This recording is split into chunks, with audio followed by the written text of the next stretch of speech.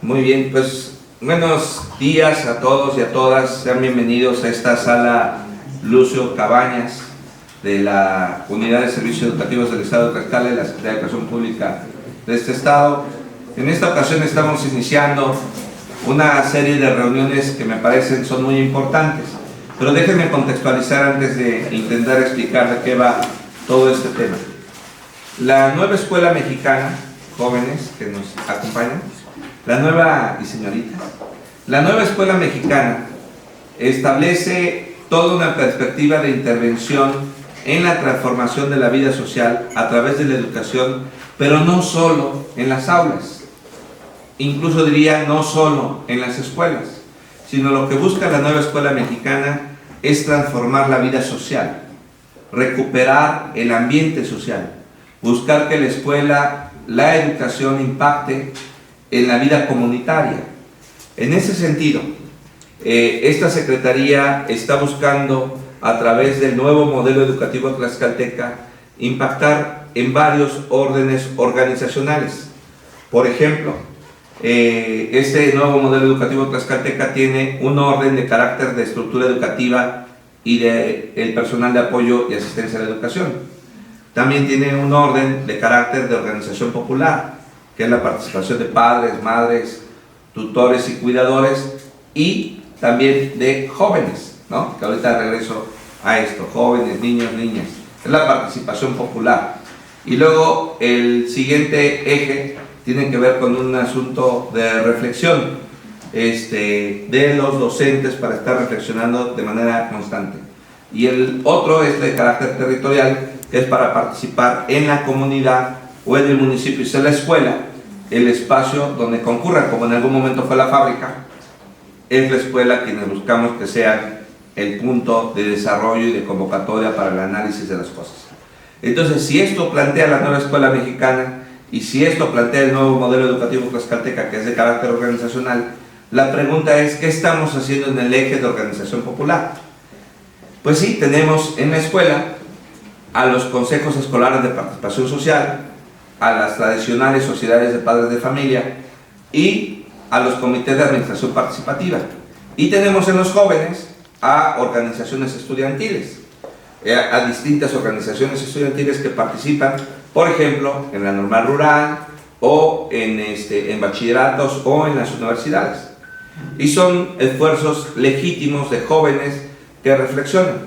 Pero desde esta Secretaría, de conformidad a lo que establece la nueva escuela mexicana y de conformidad a lo que establece el nuevo modelo educativo tlaxcalteca, creemos que es muy importante convocar a la reflexión.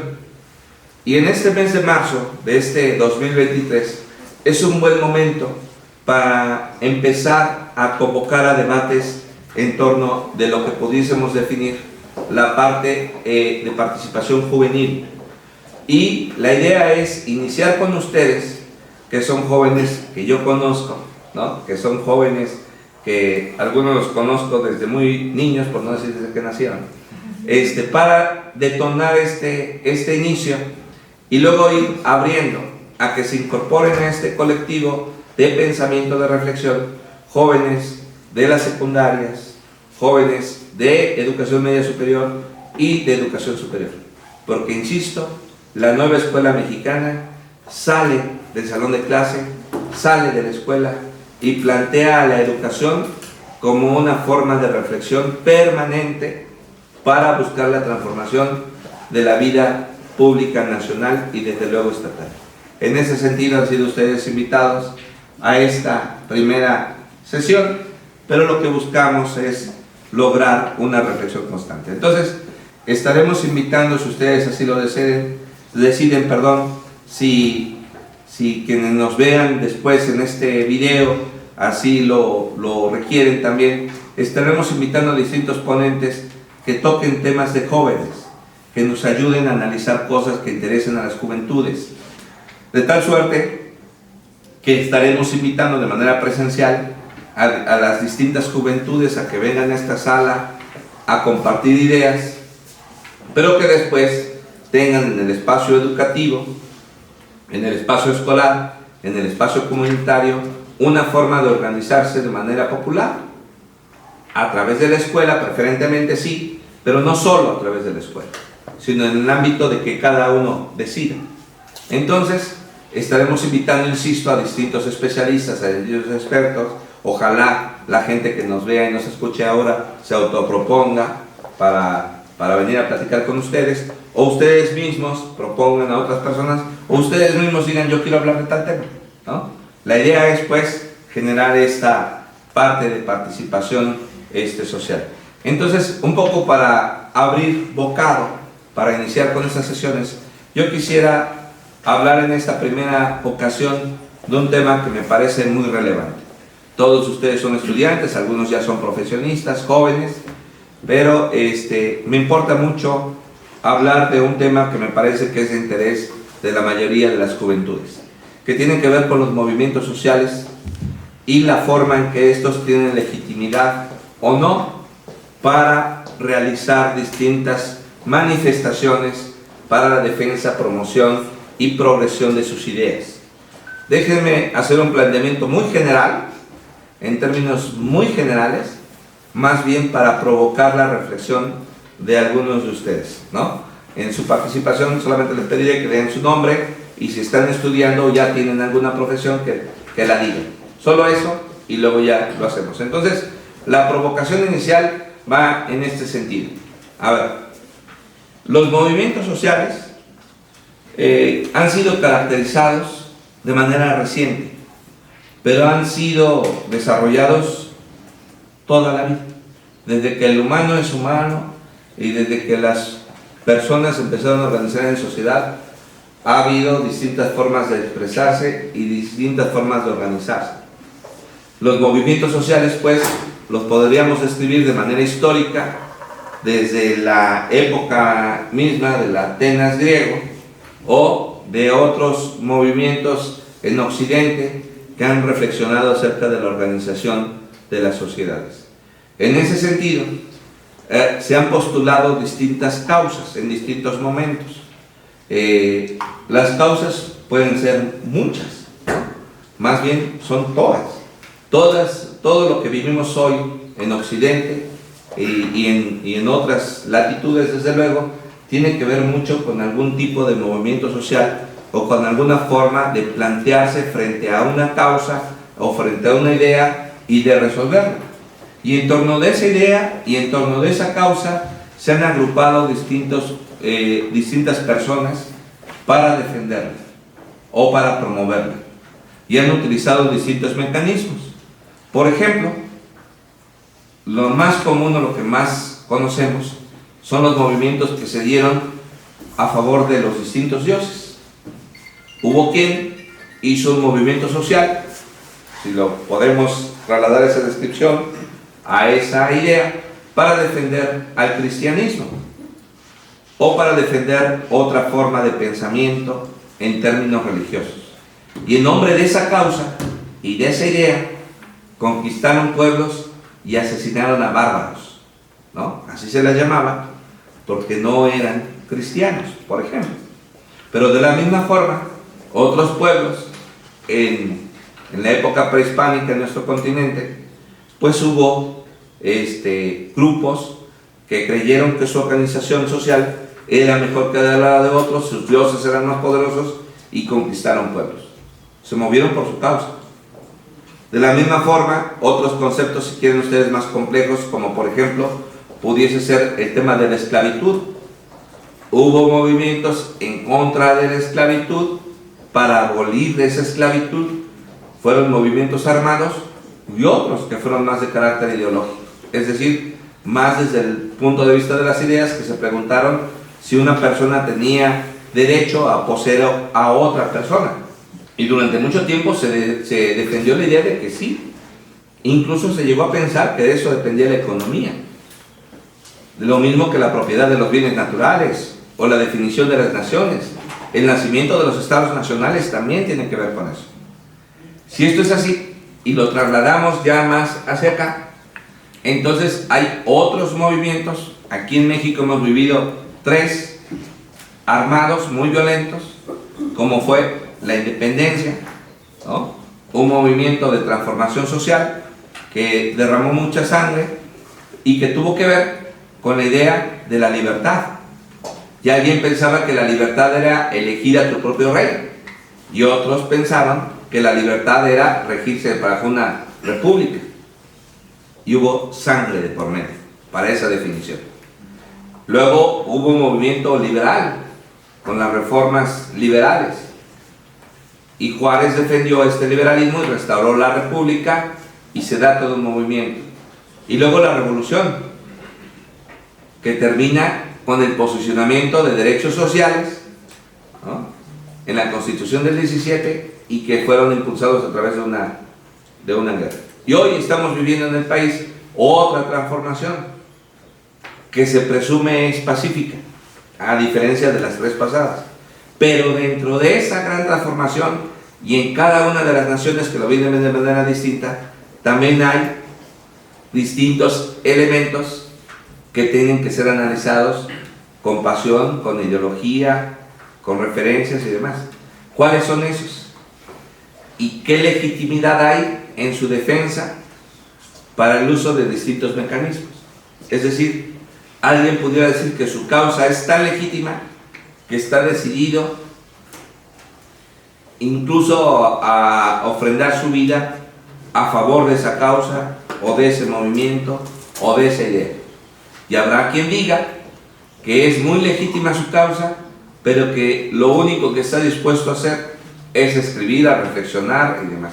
Y cuando digo único no lo estoy minimizando, sino que estoy buscando la forma de describir cómo una persona puede decidir la promoción de esa idea.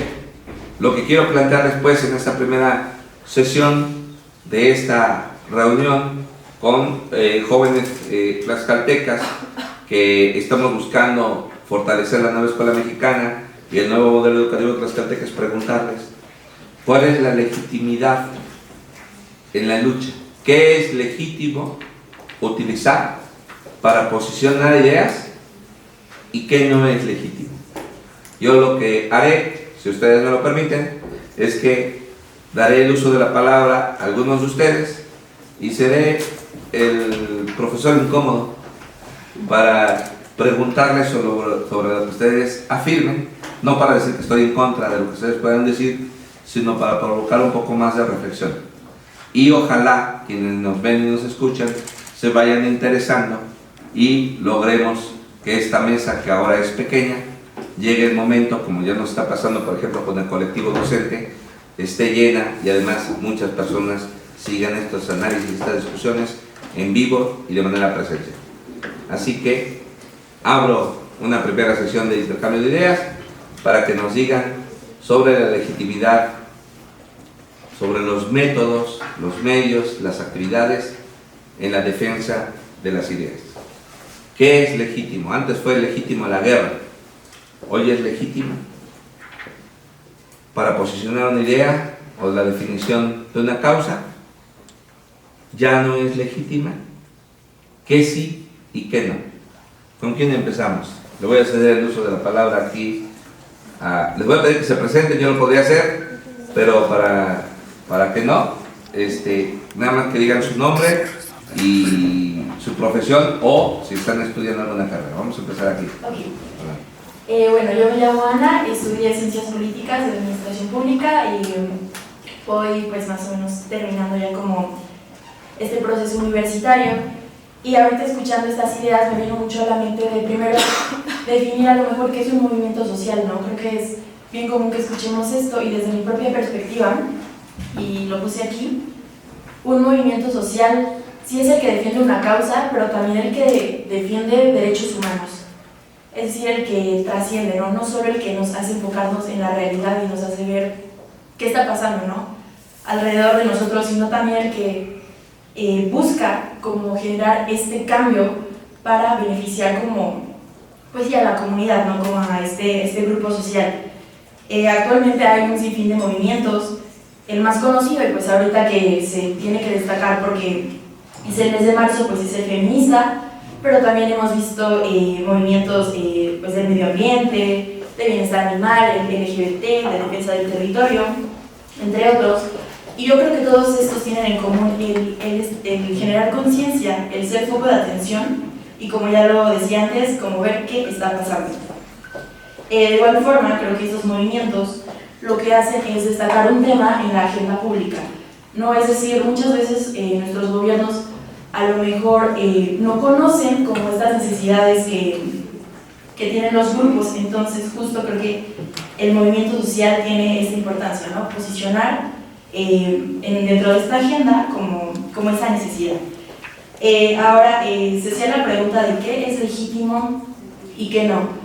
Creo que también estos movimientos sociales han evolucionado conforme a las necesidades y conforme al tiempo, y actualmente creo que como tal no es necesario decir que se requiere lo que se comentaba como la guerra, pero sí quiero poner como énfasis en un término que se llama iconoclasia, el cual se suele confundir con el vandalismo, porque ahorita, y lo vemos ahorita en el movimiento feminista, cómo se está atrayendo la atención como de las demás personas, de los gobiernos, de otros movimientos, de los partidos, incluso de organismos no gubernamentales. ¿Cómo se está llamando esta atención?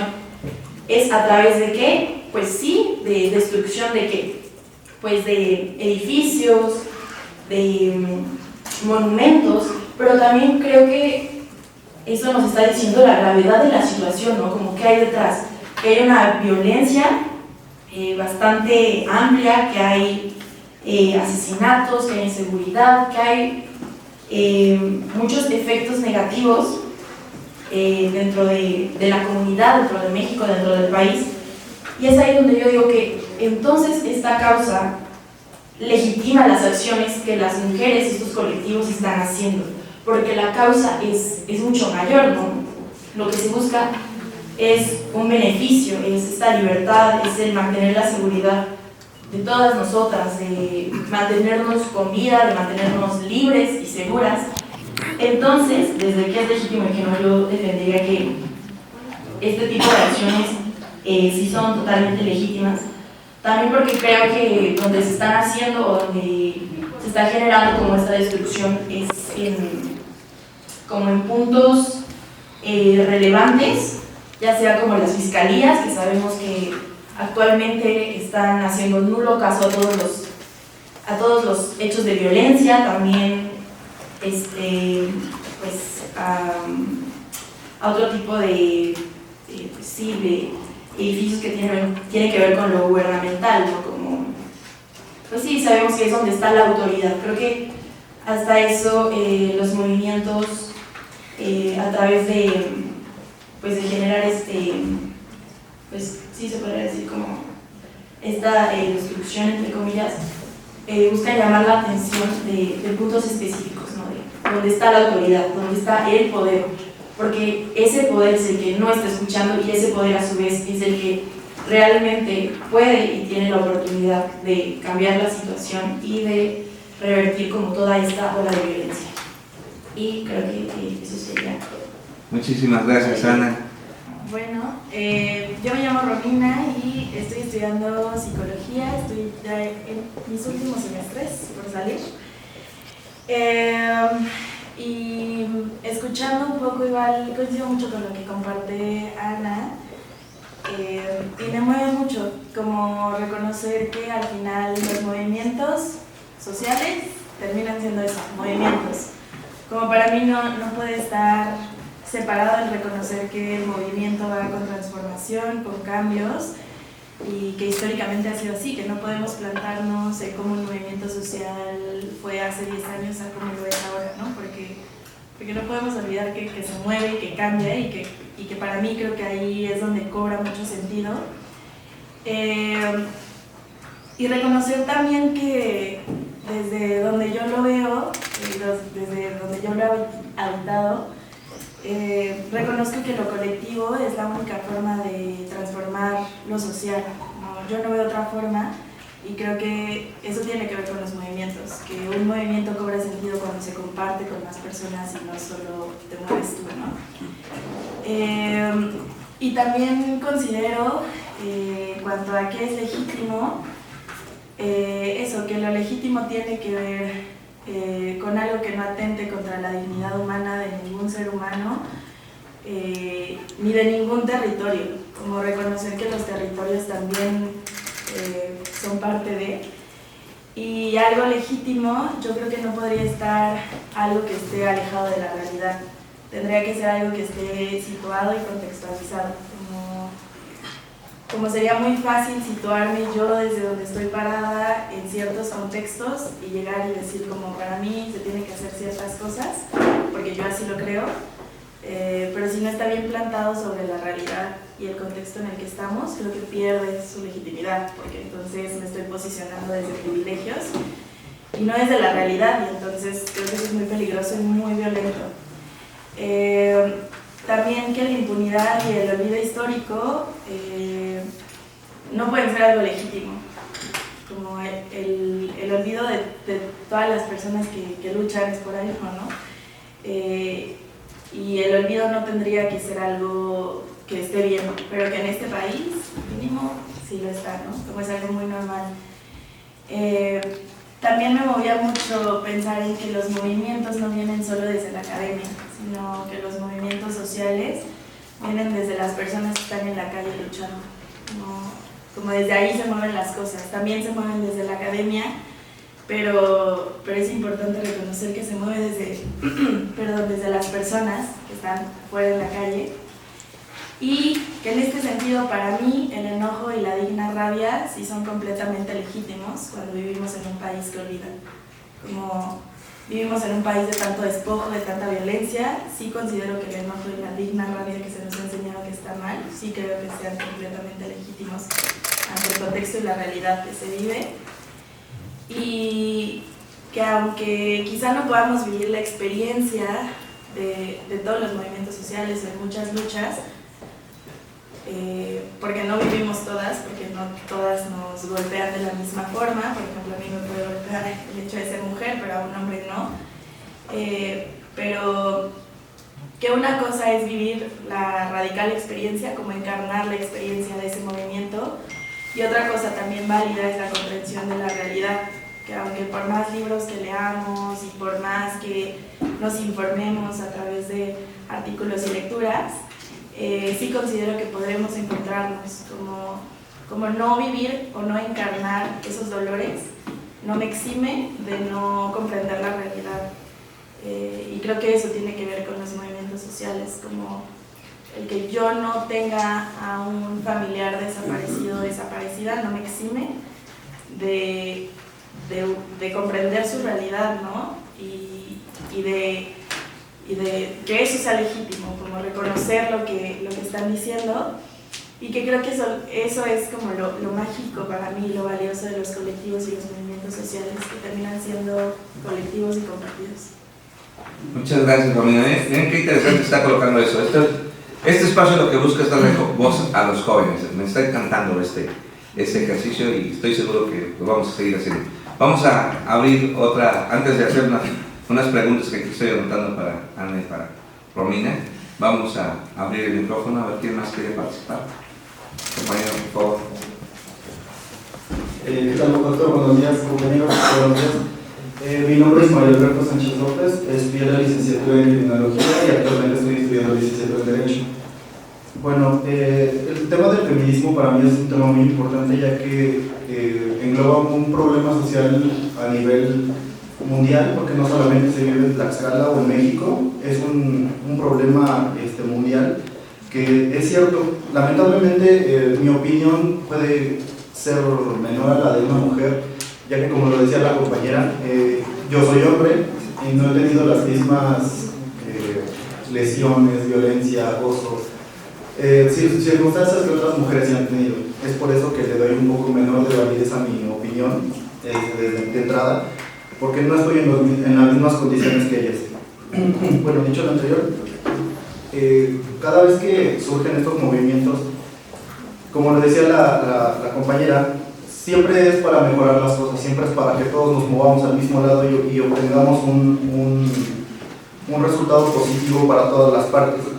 Actualmente acabamos de pasar una manifestación en la cual las mujeres siempre salen a dar su postura y a dar sus inconformidades, pero estas demandas, soy de la idea de que siempre tienen que ser objetivas, es decir, cuáles son mis demandas, y no solamente es guiarnos por algo la psicóloga no me dejará mentir, algo que se llama psicosis colectiva, que eso es algo innato del cuerpo, ¿no? Algo muy del ser humano, que si yo aplaudo, todos se van a levantar y van a aplaudir y me van a seguir.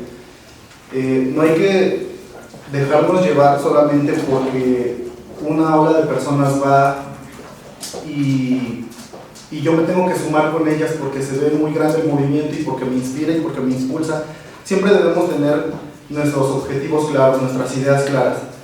Entonces, cuando nosotros solicitamos una demanda, es importante también saber qué es lo que queremos. Mi mamá siempre me enseñó que para un problema, si tienes un problema, ya debes tener la solución. Y muchas veces nosotros le queremos delegar todo al Estado, le queremos delegar todo a las autoridades, le queremos delegar todo a las secretarías. Sin embargo, nosotros debemos cumplir con un rol, y no me refiero a un rol como hombre o como mujer, que la mujer tiene que estar en la casa, que el hombre tiene que salir a trabajar, no. Esos roles me parece que son viejos y que actualmente todos debemos ocupar cargos por igual, todos podemos trabajar en una mina, todos podemos trabajar en una oficina, todos tenemos esas capacidades. Sin embargo, hablo de los roles que nos tocan como estudiantes, como profesionistas. Si nosotros somos estudiantes, hay que esforzarnos en ser buenos estudiantes. Si nosotros somos servidores públicos, hay que hacer el trabajo que nos corresponde y escuchar las demandas de las personas. Sí es cierto que a veces la seguridad pública es la más criticada, pero realmente tenemos una población en Tlaxcala que supera el 1.300.000 y tenemos una policía que entre municipal y estatal solamente llegamos a unos 7.000 por mucho. Entonces imagínense cuántas personas tendría que cuidar un solo policía. Es por ello que, bueno, al ser hombre, como les comentaba, no vivo con la tranquilidad de que soy hombre y no me va a pasar nada, porque a mi alrededor hay muchas mujeres. Tengo una jefa, tengo compañeras, tengo amigas, tengo a mi madre, tengo hermanas, tengo primas, tengo una novia que amo y que todo el tiempo estoy preocupado si llega bien a su casa. Y ese es mi rol como persona, preguntarle a mi madre si está bien, preguntarle a mi mamá si salió y estar pendiente de ella, de mis hermanas, de mis primas, pero ese es también mi rol. Hay personas que no siguen ese rol y que solamente se dejan guiar por violencia y por otras conductas que no podrían enfocarse a lo que nosotros solicitamos. En esta marcha se vio, sí, como tal, mucho movimiento y mucha violencia dentro de la misma manifestación, de lo que debía ser una manifestación pacífica. Yo estoy de acuerdo a que nosotros podamos manifestarnos, pero como lo dice en la Constitución, que sea de una manera pacífica y sin violentar los derechos de los demás. Cuando nosotros empezamos a crear violencia dentro de nuestro mismo entorno, he visto en esa misma marcha que llevan a niñas pequeñas, que llevan a niños pequeños, y que esos mismos niños al ver ese nivel de violencia, pues obviamente van a sufrir ese rol o se van a creer esa etiqueta que están viendo desde el inicio. Si llevo a una niña pequeña a decir que nos están matando y nos están desapareciendo y todo, esa niña se le va a quedar grabado desde ahí. Entonces siento que no es tan óptimo que nosotros podamos transmitirle eso a los que están abajo de nosotros, porque realmente lo que deberíamos transmitirles son cosas positivas y que nosotros como profesionistas o como estudiantes tengamos que hacer o crear propuestas para poder solucionar el problema y no solamente que cada fecha que llegue, como es el 8, que cada día que llegue el 8 tengo que manifestarme y es mi aporte a la sociedad, sino que nosotros durante todo el año trabajemos en propuestas, yo como hombre crear mis propuestas, alguien como mujer crear sus propuestas, alguien como psicólogo, como criminólogo, como no sé, desde lo que le corresponde. Doctor, mi nombre es Jaime Pérez García, premio de Ingeniería en Gestión Empresarial y bueno, yo veo un movimiento social como un cambio. ¿Por qué? Porque hoy en día tenemos nuevas necesidades y muchas veces en estos movimientos sociales generamos esta parte de incertidumbre de cómo hacerlo. A su vez, todo esto lleva una responsabilidad de análisis y cómo vamos a intervenir para formar ese cambio. Usted mencionaba algo del poder. Hoy en día en México somos más jóvenes ahora sí que personas jóvenes, hablo de adolescentes y adultos jóvenes que parecen 26 años, que el resto de la población. Nuestra tabla o nuestra gráfica de población es mayoritariamente de jóvenes. Entonces nosotros tenemos esa voluntad y ese poder, como usted lo menciona, de generar este tipo de debates y generar esta intervención en la conversación, ya sea política y social. Ahora, yo veo que cuando son vulnerados los derechos humanos es cuando nosotros tenemos esa necesidad de exponer nuestro ideal, nuestro punto de vista. En este caso lo aterrizaron en esta parte de violencia de género o violencia como tal de las mujeres, porque, bueno, violencia de género también es hablar violencia hacia las comunidades LGTB y la violencia que también viven los hombres. Lamentablemente vivimos en un país donde está mayoritariamente marcado lo que es el machismo, pero también nosotros jugamos un rol en saber cómo vamos a nosotros trabajar, no nada más en cuestión de manifestaciones, sino también en cómo vamos a educar a otras personas, a las siguientes generaciones que siguen detrás de nosotros, para que no repitan esos patrones. Digo, muchas veces implícitamente, y bueno, no sé si aquí mi compañera psicóloga también lo pueda ver así, repetimos lo que nosotros vivimos, repetimos las experiencias que nosotros hemos vivido, y muchas veces, como no tenemos a veces ni pies ni cabezas, cuando ya se juntan muchas personas, pasa un fenómeno que es el 2 sobre 3, que siempre en tu grupo de amigos, aunque tengas 3 amigos, siempre 2 van a estar de acuerdo y 1 no. Entonces, ahora cuando lo planteamos en un punto donde hay muchísimas gentes, hay muchísimas perspectivas, porque, como lo dijo Einstein en su momento, el mundo es relativo, ¿no? Para mí, desde mi perspectiva, desde mis privilegios o desde mi postura por ser hombre, por ser, de tener tal color de piel, por tener tal estatus social, yo no lo veo tan gravoso, pero para otras personas que son más vulnerables a que no tengan el acceso a la justicia, que vivan constantemente del acoso, de la violencia, pues para ellos sí representa un problema más grande, ¿no?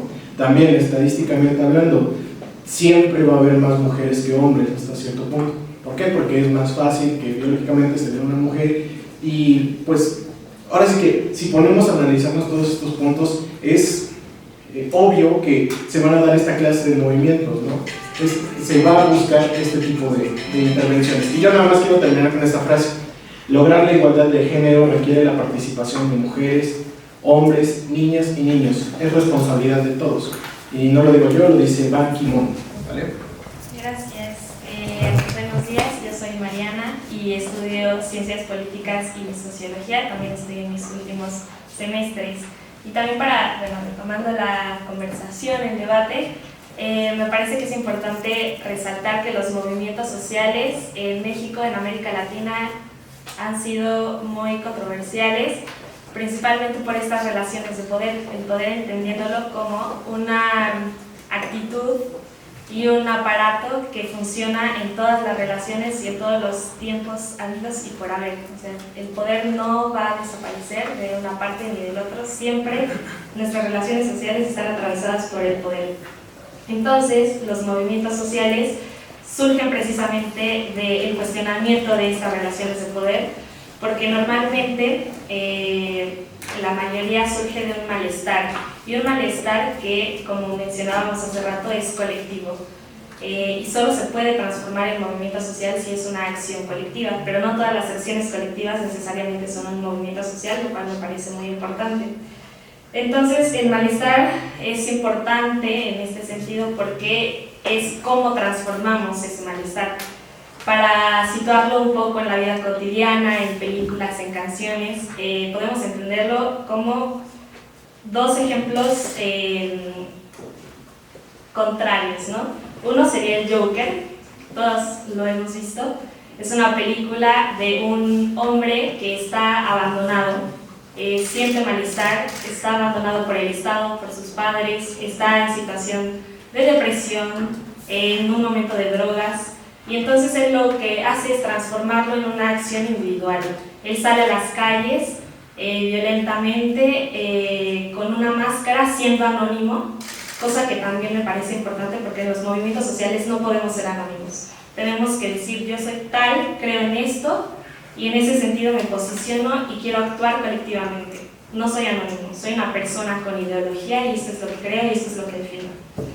Y el otro ejemplo sería Antígona, que es una obra griega, Y es una mujer que cuestiona relaciones de poder, siente malestar porque el cuerpo de su hermano muerto no es reconocido como ciudadano y lo dejan fuera de la ciudad. Y entonces eso provoca un debate político muy importante que hasta la actualidad se debate, ¿no? Porque Antígona es una mujer que busca el cuerpo de su hermano y de reivindicarlo. Y esto también lo podemos transformar en las desapariciones. En México, Antígona González también es un libro que se basa en Antígona de Sófocles, y entonces pone sobre la mesa: yo soy mujer que busca a mis hijos, que busca a las hijas, y este malestar lo transformo en colectivo, diciendo hay un aparato de poder operado desde el Estado que no permite que busque a mis hijos, que no estén seguros y que además me impide hablar y tener una voz. Y ahora esto con lo de voz para terminar y decir un poco de la importancia de los movimientos sociales, es que los movimientos sociales implica tener palabra, no voz. Palabra porque palabra significa participar y tener parte en el orden social. Voz la tenemos todos, hablamos, ¿no? O sea, tenemos algo que decir, tenemos algo que expresar, pero tener palabra significa argumentar, significa posicionarnos en el orden público, en lo colectivo, y significa decir, no soy anónimo, tengo necesidades y tengo un planteamiento. Entonces los movimientos sociales en América Latina son conocidos, si bien por marchar un día, marchar el 8 de marzo, marchar el 8 de octubre, el 2 de octubre, en septiembre con el golpe de Estado en Chile, en mayo con las madres buscadoras de mayo, solo es un momento en el que tomamos la palabra y lo ponemos en el orden público, pero detrás hay un trabajo que también es de estudio político histórico, ¿no? No solo la marcha es expresar aquí estamos y aquí vamos a seguir, porque tenemos palabra. Eso es una marcha. Pero detrás están madres buscadoras, todos los días buscando a sus hijos. Hay actores sociales, educativos en las escuelas, hay maestros poniendo la palabra en los salones. Hay un trabajo constante, pero la marcha es la representación de que aquí seguimos y aquí nos vamos a quedar, porque ese es el trabajo del movimiento social. Muchas gracias, qué interesante. Ana. Es que yo quería comentar algo, pero creo que nuevamente es entrar a esta discusión del movimiento feminista y como que hay posturas bien variadas, pero bueno, a mí me quedó como esto, me hizo ruido de la psicosis colectiva, de que pareciera que si una mujer se manifiesta, todas las demás le siguen, pero la verdad es que no es así. Y ahorita rápido en el buscador puse cifras, violencia de género, me salen bastantes, pero la primera es del país y dice que el INEGI ha reportado que alrededor de 50 millones y medio de mujeres y niñas mayores de edad han atravesado algún tipo de violencia de género a lo largo de su vida. Esto representa más del 70% de la población. Y bueno, creo que la cifra nos dice bastante, ¿no? Porque las mujeres que salieron a marchar ni siquiera son esa cifra. Es un mínimo porque muchas de ellas creo que aún en este proceso no pueden o no quieren o tal vez no se les dio la oportunidad de salir a manifestarse, pues no lo hicieron. Pero ¿qué nos dice esta cifra? Que no es una psicosis colectiva, es un dato real, o sea, es algo que está pasando, es una forma total de vulnerar los derechos humanos, de los derechos de las mujeres. Y también entro a eso de que decían que ¿por qué llevar a las niñas a las marchas, no? Que puede provocar algún efecto, pero creo que ahí no está el verdadero problema, porque sabemos que México también tiene altos índices de abuso infantil. Para mí no representa lo mismo en una balanza un niño o niña que está siendo abusado a un niño que está asistiendo a una marcha para darse cuenta de la realidad en la que vive y también para darse cuenta de que hay abusos de poder, que existe el acoso, que su cuerpo no tiene que ser tocado por nadie, ni siquiera por alguien de su propia familia, porque muchos de los abusos provienen de alguien de la misma familia, ¿no? también eso, y otra cosa, comentar que esto de la violencia, entre comillas, dentro de las marchas, en específico de la feminista, no es algo nuevo. Creo que todos hemos escuchado del movimiento sufragista y cómo estas primeras olas del feminismo también utilizaron estos medios para hacerse notar, para hacerse escuchar. Y hay una película muy buena, justo se llama Las sufragistas, que nos enseñan esto, ¿no? De cómo las mujeres a través de esta lucha, y no una lucha pacífica, empezaron a reivindicarse y bueno, primero, como lo dice su nombre, sufragistas, pues solo para una cuestión del voto, y después empiezan otras olas para reivindicar nuevas necesidades, pero bueno, solo sería comentar esto, ¿no? De que no es algo nuevo, y creo que justo el tener este tipo de manifestaciones no del todo pacíficas sí han dado resultados concretos. Y por último, también se comentaba que a veces, o no sé si fue así, pero que el Estado no podría como con todo, toda esta inseguridad, violencia, algo así comentaban, pero de acuerdo a lo que yo recuerdo que se le enseñó desde un inicio en mis clases, fue que el propósito fundamental del Estado es garantizar el bien común, y en este caso no se está logrando, y por eso creo que sí es una responsabilidad que se tiene que adjudicar a este mismo ente, y creo que sería todo. Muy bien, qué interesante, miren, para que nos están viendo ya, vamos, este video que están ahora viendo, que nos están siguiendo en redes sociales, yo explicaba con esta primera reunión con jóvenes, estudiantes, universitarios o profesionistas jóvenes, estaba explicando que es muy importante darles la palabra, diciendo un poco lo que decía Mariana, no solo voz, sino que es la palabra. Estamos aspirando que esta sala, Lucio Cabañas, sea una sala que represente la palabra de los jóvenes y que podamos estar convocando y ampliando. Es esta la primera reunión, pero yo aspiro que sean reuniones para donde tengan palabra y puedan ser escuchados a través de las redes sociales, y donde más, si no es en la Secretaría de Educación, ¿no? Así que vamos a otras participaciones, por favor.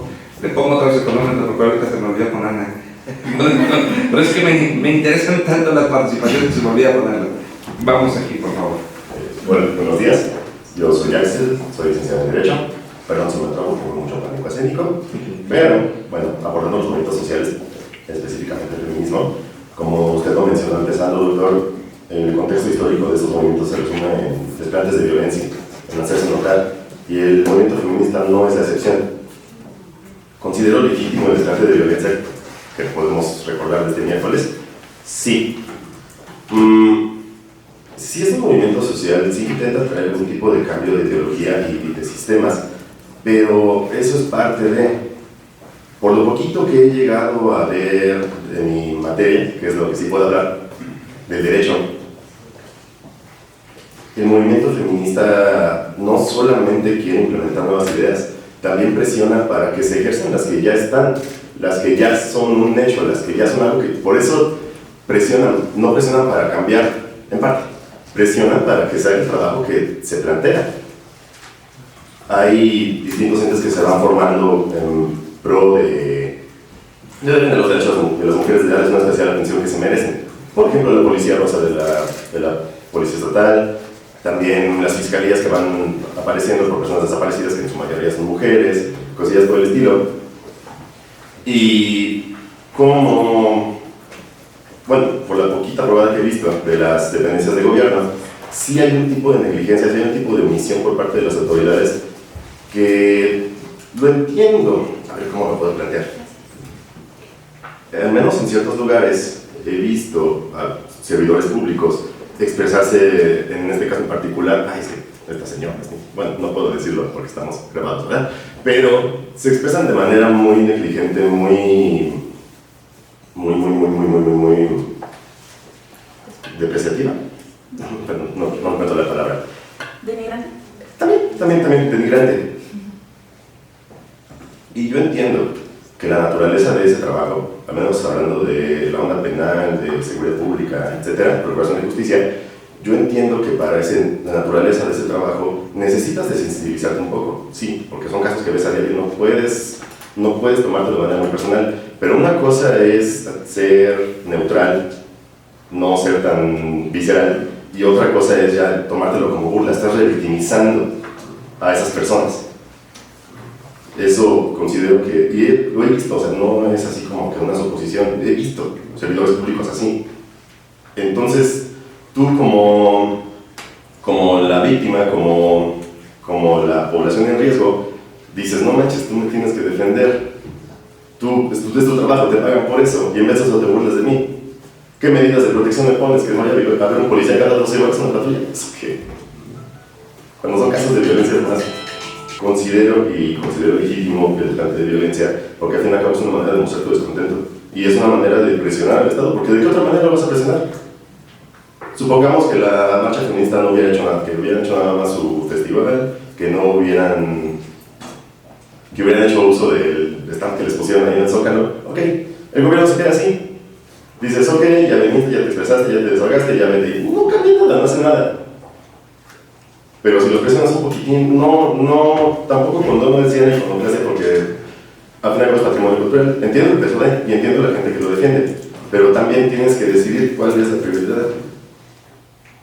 Y de qué otra manera o sea, sí está muy condenado, pero de qué otra manera te haces notar tú como sector vulnerable. Creo que es todo. Sí. Muchísimas gracias. Pues es un análisis muy interesante. Hablar de movimientos sociales, pues desde luego que invariablemente estamos en marzo, pues sábado 11 de marzo, pues era imposible no centrarnos en el tema del movimiento feminista, ¿no? Desde luego que es lo que ha dominado esta primera mesa de este colectivo con jóvenes profesionistas, estudiantes, y la verdad que las opiniones son muy valiosas y afortunadamente encontradas entre sí, algunas coincidentes y otras encontradas, y de eso se trata, de que vayamos encontrando a través de la palabra la identidad en las ideas. Vamos a abrir una última sesión y estamos llegando a la hora de esta reunión, entonces vamos a ir a una última ronda de intervenciones para no cansar a nuestros a quienes nos ven y nos escuchan a través de este video que vamos a transmitir en próximos días. Un mensaje para la gente que va a terminar viendo esto, que entiendan la complejidad del problema. O sea, el problema no es nada más una cuestión. Ahora, nosotros estamos viendo los resultados de esos problemas. Hay que también atacar lo que son las partes de las causas. Y primero empezamos con esta parte de conversatorio. Ahora, hay que formarnos un criterio. ¿Qué es esto? Que también nos va a tocar escuchar opiniones de gente que no esté de acuerdo con nosotros y son completamente válidas, ¿vale? O sea, hay personas, yo lo vi ese día, ese día en específico en la oficina donde yo estoy. Había dos personas mayores y empezaron a criticar lo que estaban haciendo las chicas feministas. Una estaba completamente de acuerdo con ellas y otra persona estaba completamente en contra. Y yo les mencioné en un punto porque ya se empezaban a gritar. Les dije, a ver, ustedes tú que ya tienes una idea tan fijo, no vas a hacer cambiar de opinión a la otra persona. Nada más es esta parte de que volvemos a caer en lo mismo, el respeto, ¿no?, que debe de haber. Tu idea es tan válida como, o sea, ambos tenían puntos bastante válidos y ambos tenían puntos en los que personalmente yo sentía que se equivocaban. Pero es esa parte, yo les pediría a las personas que van a ver esto que comenten, que expresen su idea, que nos propongan, o sea, esa parte de cómo mejorarían este problema, que no nada más se quede aquí. Y también mencionar que todas nuestras ideas tienen que ser centradas. Tampoco es válido irnos a los extremos. En todas las gráficas de estadística y eso siempre tenemos extremos. Y muchas veces esos extremos nos vuelven radicales y generamos más violencia. Si lo que queremos es erradicar un problema, pues no curamos el fuego con fuego, ¿de acuerdo? Bueno, eso es lo que yo quisiera que se reflexionara. Y también quiero defender la idea del individuo. Nosotros, las organizaciones, las empresas, el gobierno, se conforma de individuos, es como un cuerpo que se conforma de células. Si nosotros también llevamos ideas o empezamos a generar violencia institucional o eso, pues difícilmente vamos a hacer que cambie el cuerpo o la mente, o las personas que tienen el poder para cambiar la vida de las otras personas. porque igual cuando trabajamos y eso vamos a ser expuestos a violencia institucional. Hay infinidad de violencias, pero regresando o aterrizando a este punto, que entendamos la complejidad del problema. Nada más. Muchísimas gracias. Bueno, yo quisiera iniciando agradeciendo a la Secretaría de Educación Pública como figura jurídica y al Secretario de Educación Pública también por estos espacios para la juventud tlaxcalteca y poder expresar nuestros diferentes puntos de vista. El planteamiento del problema inicial que se planteó fue la legitimidad de los movimientos sociales, y quisiera iniciar pues obviamente con la literalidad, porque estudio Derecho, entonces, y más en Derecho Penal, nos vamos sobre la literalidad de las palabras y de las acciones. La legitimidad, encontré dos definiciones. La primera fue conforme a las leyes, y la segunda, que es legítimo en lo lícito o justo. Sino, a criterio de la voz, tenemos dos supuestos, ¿no? Dos movimientos, ¿no? Porque podrían ser movimientos sociales meramente pacíficos y movimientos sociales que se tornan un poco no tan pacíficos. Si hablamos del primero, del movimiento social pacífico, creo que encuadramos en la primera definición de la Real Academia Española, que evidentemente es conforme a las leyes, es un derecho, la libertad de expresión que nosotros tenemos. Si hablamos de los movimientos que son pues no tan pacíficos, pues yo creo que también encuadraríamos dentro de lo lícito o justo, más bien sobre lo justo, porque eso es lo que se busca. Por ende, creo que mi resolución es que, pues sí, es legítimo, se busca encontrar, más bien defender los derechos, ¿no? Entonces, también traigo como antecedente histórico la parte de los derechos sociales. Evidentemente pues no han sido de la noche a la mañana, es decir, se fueron buscando con un proceso. Y por ejemplo la Revolución Mexicana trajo derechos sociales, ¿no? El de la educación, los derechos laborales, ¿no? Son derechos que trajo como consecuencia de la Revolución Mexicana, y que por ende también pues no fueron de manera pacífica, evidentemente. Por ende creo que sí es legítimo, aunque comparto la idea de algunos de mis compañeros, que era de que no han sido, por lo menos el movimiento del 8 de marzo, perdón por hablar de él, pero no han sido tan específicos en sus peticiones, ¿no? Tal vez a mí me gustaría que fueran un poco más específicos. Y concluyo con que no dejemos evidentemente igual que todo lo haga el gobierno, que todo lo hagan demás personas, que solicitemos que hacen nuestras diversas autoridades, sino que también hagamos lo propio en nuestras diversas trincheras, ¿no? Entonces, esa sería mi participación. Muchísimas gracias en esta primera sesión. Gracias. Muchas gracias, doctor, por la invitación. Bueno, mi nombre es Julio Alberto Tellez Olivera, soy licenciado en Criminología y bueno, inicio. El primer tema a tratar fue el de los movimientos sociales. Los movimientos sociales tienen un fin y claro, tienen una finalidad, tener un cambios políticos, sociales, culturales y demás. Que sea como sea, los cambios son positivos. La legitimidad de los movimientos sociales ¿cómo puedo explicarlo? Es legítimo si no se afectan los derechos humanos. Y para nosotros como jóvenes sí nos preocupa, puesto que podemos atribuir o compartir ideas en temas que son importantes y son de debate o que nos preocupan como jóvenes, por ejemplo, como el desempleo, la educación, y en temas de salud, no sé, las adicciones, la delincuencia. Y hablando en este tema de la delincuencia, nos basamos ahora al tema que ustedes mencionaron, que es el problema de violencia de género y feminicidio. A mí me agrada y es de suma importancia el tema de feminicidio y la participación de las mujeres. ¿Por qué? Porque considero que ellas también aportan ideas y hacen que tanto ciencias como investigaciones se nutran más.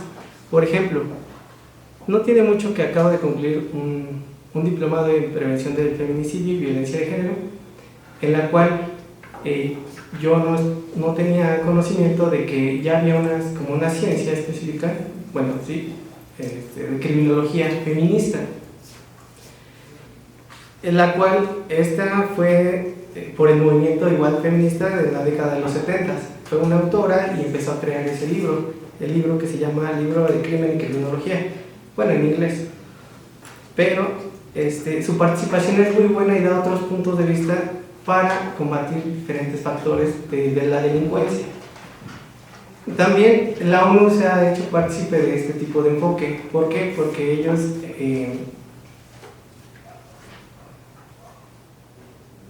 ¿cómo podría decirlo?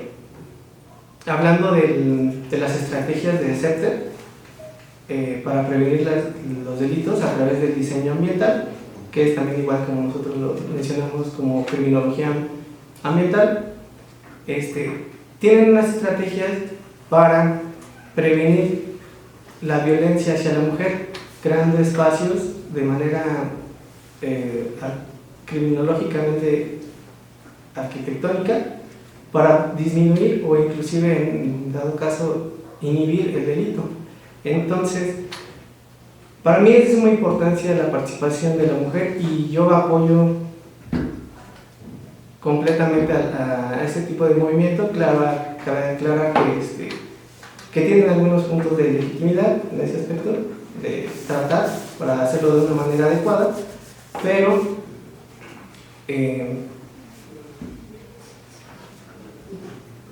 ¿cómo podría concluir? Bueno, yo invitaría a todos los jóvenes y mujeres, señoritas, para que se unan y participen con nosotros o en movimientos juveniles y atribuyan tanto para ese grupo como para la sociedad y así tener un impacto favorable en un futuro. Yo soy licenciado en Ciencias Políticas y Administración Pública y lo que menciona la compañera es muy cierto. También aquí la compañera se señala que el gobierno pues debe de garantizar todas las necesidades básicas de la población, pero a veces dejamos de lado los otros dos poderes, tanto legislativo como judicial. Hay que, tanto como poblaciones, y en este caso las manifestaciones o la lucha social que se sigue, pues se debe de exigirles a aquellos que nos están representando en las leyes, qué es lo que están haciendo, cuáles son las normativas, cuáles son aquellas situaciones que se están asentando, también en el Poder Judicial, cómo se están ejecutando dichas leyes, ¿no? Entonces, a veces nos enfocamos en el gobierno, sí, pero entonces, ¿qué están haciendo esos dos poderes, no? Y sí, es cierto, toda lucha, todo movimiento surge de una inquietud, surge de una injusticia en ciertos movimientos. Ahorita no puedo decir de moda, pero son las situaciones lamentables que sufre el país, que son las desapariciones, los feminicidios, todo aquel sector que se va haciendo. Y sí, el gobierno tal vez ya está sobrepoblado de problemas que ya ellos mismos no pueden atender dichas situaciones. Entonces hay que reorganizarnos como sociedad y como jóvenes, crear las políticas públicas de dichas problemáticas, porque si surge una política de gobierno solo queda internamente. Es lo que como jóvenes debemos de concientizar, que hasta nuestros hermanos pequeños, que ellos luchen por sus derechos estudiantiles, jóvenes que tal vez no tienen esa iniciativa, poderlos invitarlos y ser la voz, como mencionan las compañeras. Muchas gracias. Pues sí, como ya para ir cerrando, justo pensaba en los movimientos en general y en la digna rabia, y le pongo digna rabia porque creo que desde ahí surgen muchas cosas, como reconocer que pues el enojo también es digno, porque estas personas y estas mujeres salimos a buscar justicia, porque al final el Estado no nos los está pudiendo garantizar, ¿no? Eso es lo que estamos haciendo. Y entonces, por eso sirven y surgen, porque son personas organizadas que se juntan y que colectivizan su rabia y su dolor y que entonces le han sentido ese dolor que le pasa, ¿no? Como a esa respuesta que no se le está dando, eso que no se le está cumpliendo, como implicarle dar sentido al dolor que sienten y a lo que les pega y les golpea, para así simbolizarlo, como disponerse a caminar, como creo que los movimientos no solo se quedan en me está pasando esto y me golpea así, sino que surgen a la acción, y que entonces disponen lugares donde el dolor pueda ser gritado, llorado y erosionado en lágrimas, en gritos, en la calle, porque la vida está en la calle, como la vida no está pasando aquí, sino está pasando allá afuera. Y que, como lo decía Mariana, es una forma de vivir, como no solo es un día que sales y marchas, sino que es una forma de vivir. Y pensaba mucho en María Luisa, que es una mamá que hizo el colectivo de La Voz de los Desaparecidos en Puebla, y que ella hablaba como de esto, como del sentido que tiene crear estos colectivos y estos movimientos, y lo que duele que el Estado no te esté, sí, como no te esté garantizando ni siquiera lo mínimo, y eso, que cuando la violencia resulta ser sistémica, yo sí creo que la única forma de la lucha es a través de lo colectivo, y que al final las relaciones que tenemos en nuestra vida cotidiana siempre son relaciones de poder, nos vinculamos a través del poder, nuestros papás, mamás tienen cierto poder, nosotras y nosotros donde nos encontramos, y que es bien importante no negar los privilegios que tenemos, porque entonces no estaríamos planteados en la realidad, más bien sería cuestionarnos cómo los usamos, para quiénes y con quiénes, ¿no? Como negarlo creo que no serviría de nada, más bien sino desde dónde yo me posiciono para la vida, desde dónde yo me enfrento a la vida. Y pensaba en Paulo Freire, en la pedagogía del oprimido, como esta delgada línea entre ser el opresor y ser el oprimido. Y creo que la invitación es esa, bueno, a mí se me queda esa invitación, como desde donde yo me planto para reconocer que estas relaciones de poder y esta digna rabia, como dónde las muevo en mi vida y en lo colectivo. Y también agradecer a la SEP y al secretario por permitirnos este espacio. Creo que son espacios de discusión y de reflexión muy, muy valiosos que casi no tenemos. Bravo. Muchísimas gracias, en verdad esta primera sesión me ha dejado muy impresionado. Yo siempre he presumido de que tengo comunicación con los jóvenes y hoy me doy cuenta que me hace falta, nos hace falta mucho escuchar, sobre todo quienes tenemos el privilegio de encabezar de manera temporal una institución, porque así debe ser en democracia, encabezar de manera temporal es las instituciones, pero es encabezarlo para ponerlo al servicio de quienes quieren hacer uso de la palabra. Yo quisiera convocar no solamente a quienes están presentes en esta primera sesión, sino a más personas que nos vayamos sumando a estos ejercicios y agradecerles mucho. En esta primera sesión hemos invitado amigos, a personas muy cercanas, pero la intención es ir creciendo este tema para que más y más participen en estos diálogos, en estas reflexiones. Me quedo con varios conceptos a manera de cierre. Me quedo con el compromiso de investigar esto de iconoclastia, que lo he escuchado, sí, lo escucho ahora de Ana, pero la verdad tengo que confesar, no conozco el concepto, no conozco la historia, no conozco cuáles son los términos, y también es bueno reconocerlo. Me quedo con estas ideas de Romina de la digna rabia. Es un concepto que también hay que investigar, hay que ver de qué forma se está planteando. Me quedo con esta forma de vincularnos a través del poder y esta idea que también plantea Romina de que no sirve de nada negar el privilegio, sino es preguntarnos para qué usamos ese privilegio. Y me lo pongo encima. Yo tengo ahora el privilegio de ser secretario de Educación y director general de la USEC. Lo voy a hacer durante algún tiempo solamente. ¿Cómo uso ese privilegio? Pues yo creo que este ejercicio es una forma de usar ese privilegio, cediendo el uso de la palabra a quienes tienen algo que decir. Entonces, Me parece en verdad muy enriquecedor lo que he escuchado aquí. Me quedo también con esta manifestación que hace Mario Alberto en la idea de cómo él reconoce, ¿no?